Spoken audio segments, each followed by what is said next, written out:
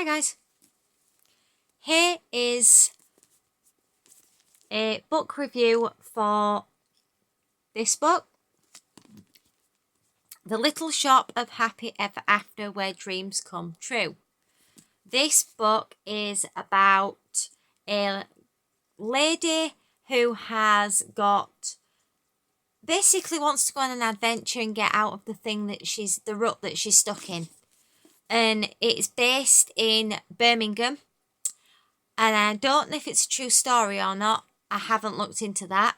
But she's called Nina and she's on a way to find an adventure through travelling up wherever she wants to go. But she does end up going to Scotland in the end. And I'm going to tell you what I've written about what I think the book is like and my review of Jenny Colgan's book, The Little Shop of Happy Ever After.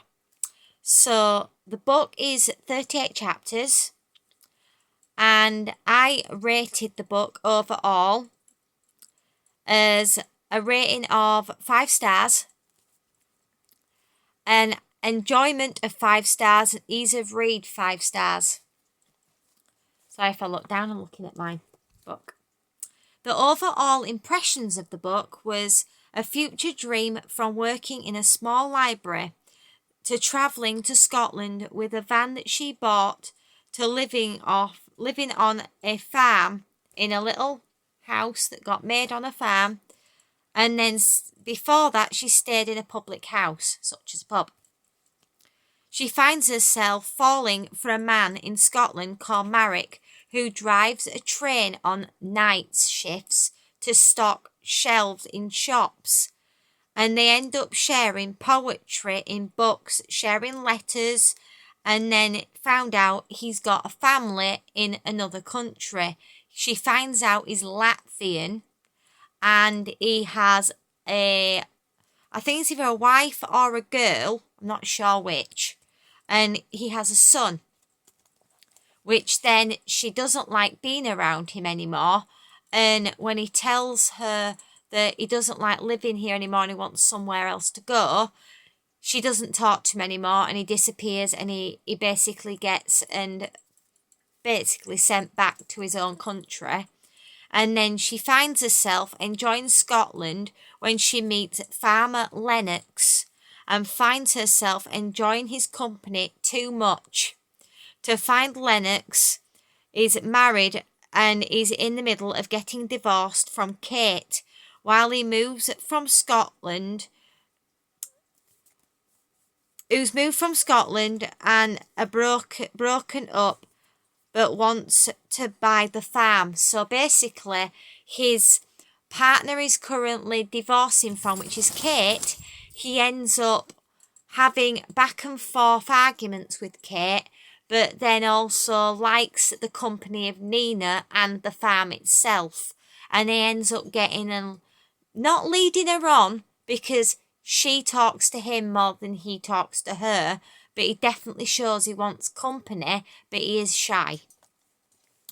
And then I've also written, Nina finds herself helping a young family with 2 children. So she has this shop in a van that she's made at this point, and she then finds this young girl wants a job, and she pays a little bit of money for her to clean the van, keep the books neat, that sort of thing, while Nina does the selling of books that she gets from different people, mainly from Marek, who drives to places with another friend to get them on the train before all that goes cobswallops or wrong. But at the end, when she does get this girl helping her on this little van she's created with books and a nice area, this girl ends up having a mum that she doesn't really like to talk about much in the book. And as the book moves forward, you find that she doesn't really like to talk about it. She's very shy and hesitant, doesn't really want anybody knowing because she's scared of social services coming in and basically splitting her and her brother up and destroying everything. And in the end, we find out the mother So this girl that's helping on this van, with, I can't remember what her name is, but she ends up finding that her mother has got MS, because she walks over to this girl's house with the boy, and they end up finding that, and Nina tries to help them, gets them involved with social services, gets them the support they need, and gets the mother the help she deserves by cleaning the house up, etc. And Nina gets all the people together to help this little family, and in the end it turns out that they all end up being friends rather than Nina being on her own. I would say it's a very exciting book. It's caring, interesting and thoughtful. Memorable quotes from the book, I would definitely say, is the problem with good things that happen is that very often they disguise themselves as awful things. I have got another quote, but I will let you read the book, because I just feel as though it's a really nice book overall. I will read the back of it just before we go off this video, so that you can make a decision if this is something you'll like yourself. But this story just flowed really nice. The middle bit got a little bit off interesting, but then as it got towards the end, you got enticed back in by another bit of like controversy. So it was nice to have the beginning of the book that flowed, the middle little bit slow, and then the end sped up a bit, got you enticed and really interested. But the back of the book says, sometimes I think being a reader is kind of like being in a special club.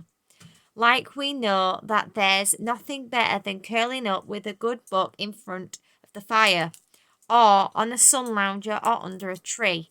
But sometimes I feel maybe we're the only people who know that reading is different too, and better than all the crazy busy stuff we all get caught up in every day. So I've written this book for and about readers. Nina is a bookworm who dreams of running her own little bookshop, but real life is a bit more trickier than stories Nina loves, as she discovers when she moves to beautiful wild islands of Scotland, but turn her dreams into reality. So read the book, guys. See what you think. I enjoyed it. Bye for now. Enjoy the video.